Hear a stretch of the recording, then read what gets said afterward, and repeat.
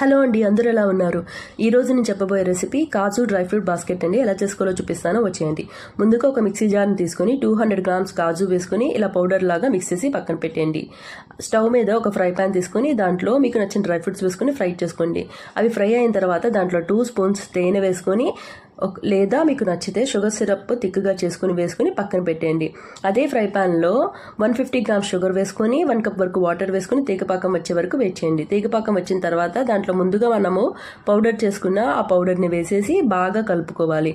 అది దగ్గర పడిన తర్వాత 2 స్పూన్స్ నెయ్యి వేసుకోవాలి. అలాగే 1 స్పూన్ ఇలాచీ పౌడర్ వేసుకుని అది దగ్గర పడిపోయిన తర్వాత స్టవ్ ఆఫ్ చేసేయండి. అవి చల్లారిన తర్వాత ఇలా బాస్కెట్స్లా ప్రిపేర్ చేసుకోండి. అలాగే ముందుగా మనము 1 స్పూను వాటర్లో కొంచెం కుంకుమ పువ్వు కలుపుకొని వాటిలో ఇలా సైడ్స్ కోటింగ్ వేసుకోవాలి.